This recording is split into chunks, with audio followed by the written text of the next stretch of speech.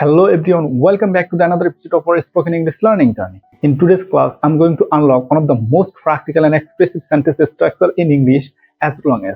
It's your key to expressing time-based conditions just like native speaker do. We'll go step by step through the grammar rules, show you how learners often get stuck and help you build fluency with real examples. If you're serious about speaking English naturally, you won't want to miss today's class. So let's begin. তাহলে চলুন আজকে ভিডিওতে আমরা আরো একটি গুরুত্বপূর্ণ এবং advance লেভেলের স্ট্রাকচার শিখবো, যে স্ট্রাকচার শিখলে আমরা আমাদের রিয়েল লাইফে ইংলিশে কথা বলার ক্ষেত্রে আরো এক ধাপ এগিয়ে যেতে পারবো। চলুন তাহলে দেখি আজকে ক্লাসের প্রথম স্ট্রাকচারটি।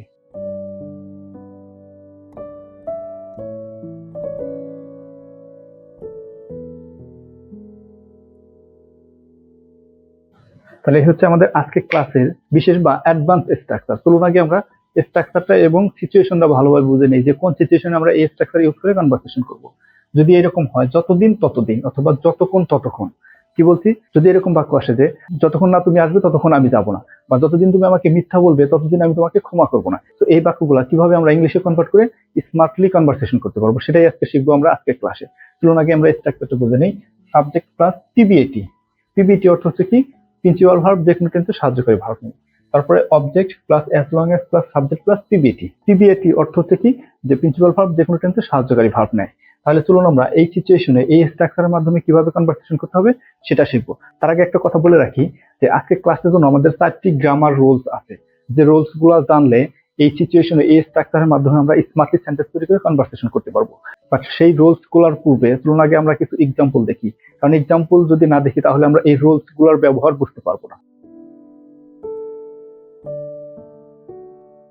তাহলে দেখেন প্রথম এক্সাম্পলটা হচ্ছে কি, যদি আমরা একটু ভালোভাবে বুঝি, I won't go as long as he comes.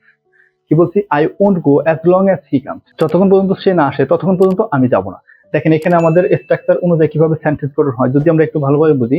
দেখেন I won't go as long as he comes, যতক্ষণ পর্যন্ত সে না আসবে ততক্ষণ পর্যন্ত আমি যাব না।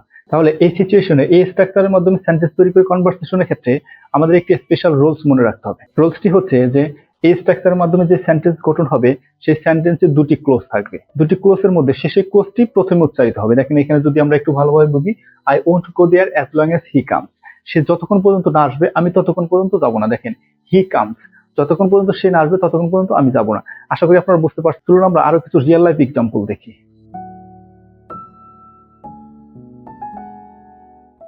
দেখেন আমাদের তারপরের এক্সাম্পলটা যদি আমরা একটু ভালোভাবে বুঝি, I won't forgive you as long as you lie to me. কি বলছি, I won't forgive you as long as you lie to me, যতদিন তুমি আমাকে মিথ্যা বলবে আমি তোমাকে ক্ষমা করবো না। দেখেন এখানেও আমাদের দুটি ক্লোজ আছে, I won't forgive you, you lie to me, যতদিন তুমি আমাকে মিথ্যা বলবে ততদিন আমি তোমাকে ক্ষমা করবো না। আশা করি আপনারা বুঝতে পারছেন যে যতদিন ততদিন এবং যতক্ষণ ততক্ষণ এই সিচুয়েশনে এই স্ট্রাকচারের মাধ্যমে কিভাবে সেন্টেন্স গঠন হয় এবং কিভাবে সেন্টেন্স গঠন করে রিয়েল লাইফে কনভারসেশন করতে হবে। চলুন আমরা আরো একটি এক্সাম্পল দেখি।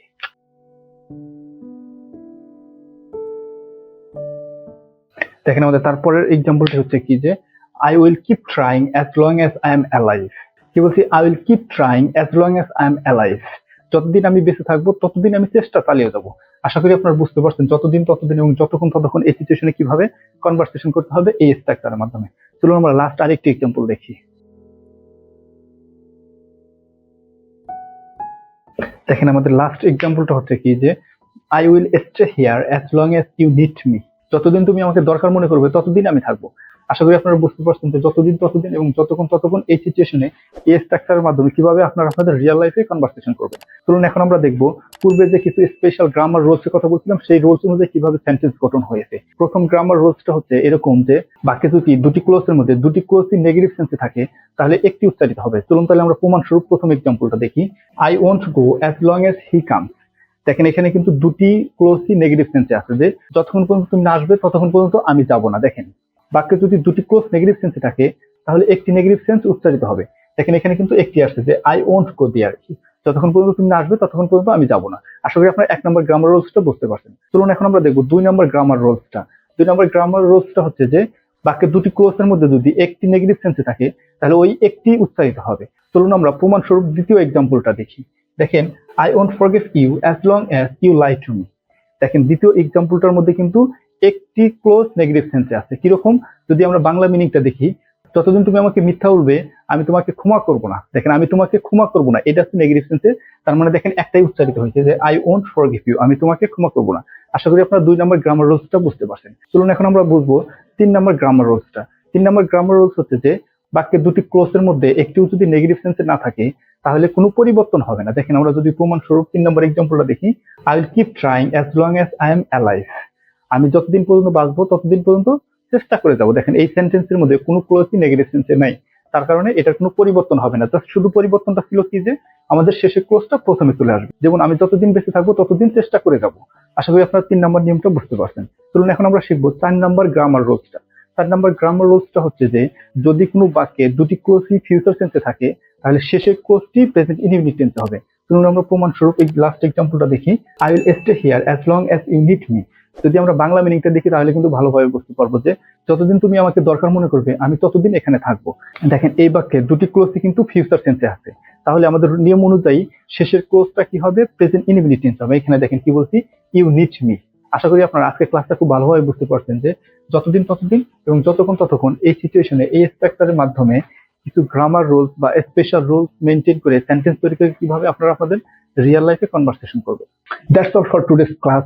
Now it's your turn. Practice with the example I gave and try to make your own sentence in the comments. The more you use it, the more natural it will feel in your real conversation. Don't forget to like, comment and subscribe to stay updated with the every new class in the spoken English learning journey. See you in the next class. Till then, keep practicing, keep learning.